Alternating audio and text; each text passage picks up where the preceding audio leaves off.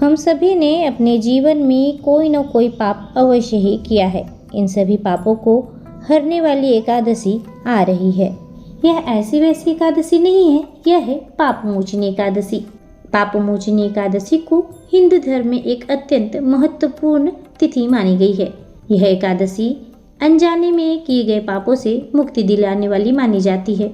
जो व्यक्ति इस दिन पूरी श्रद्धा से व्रत रखता है, मानसिक शांति के साथ साथ हरि पद की प्राप्ति होती है। 2026 चैत्र मास कृष्ण पक्ष की पाप मोचनी एकादशी बेहद ही खास होगी, क्योंकि इस एकादशी में द्वादशी युक्त तिथि रहने वाली है। साथ में सर्वार्थ सिद्ध योग, परिघ योग और शिव योग का समावेशन भी देखा जा रहा है, जो सभी कार्यों के लिए उत्तम माना जाएगा।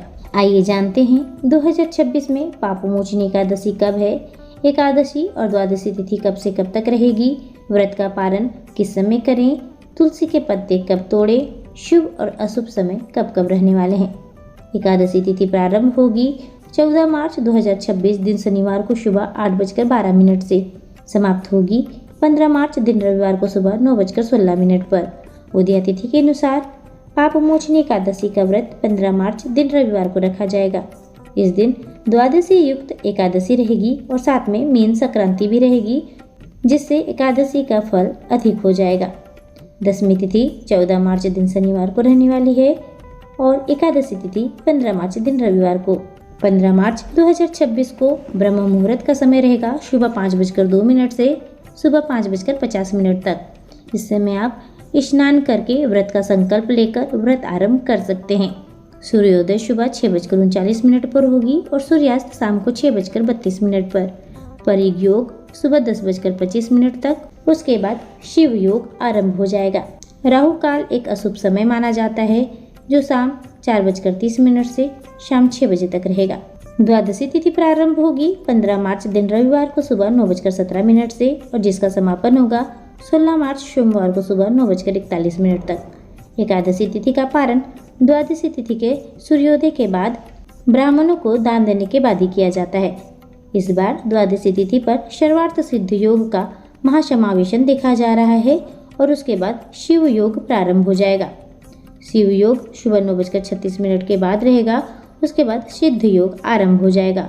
राहु काल सुबह 7:30 बजे से 9 बजे तक रहने वाला है। 16 मार्च 2026 दिन सोमवार को ब्रह्म मुहूर्त सुबह 5:01 से 5:49 तक रहेगा। सूर्योदय सुबह 6:38 पर और सूर्यास्त शाम 6:32 पर रहने वाला है। शिव योग सुबह 9:36 में, उसके बाद सिद्ध योग आरंभ हो जाएगा। राहु काल सुबह 7:30 बजे से 9 बजे तक रहने वाला है। व्रत का पारण 16 मार्च 2026 दिन सोमवार को सुबह 6:30 से 8:54 के बीच आप कर सकते हैं। इस बार एकादशी के साथ साथ मीन संक्रांति है, जो बेहद ही शुभ तिथि बना रही है। इस दिन अगर आप सूर्य देव की पूजा के साथ साथ विष्णु जी की पूजा करते हैं तो साधक को जीवन में किसी भी प्रकार का कष्ट नहीं होता। दशमी तिथि के नियमों का पालन करते हुए शनिवार को एकादशी तिथि प्रारंभ होने से पहले ही तुलसी के पत्ते तोड़कर रख लीजिएगा। पाप मोचनी एकादशी की संध्या के समय तुलसी के पौधे के पास एक घी का दीपक अवश्य जलाएं और 11 बार परिक्रमा करें। ध्यान रहे कि एकादशी पर तुलसी को जल ना ही दें और ना ही पत्ते तोड़ें।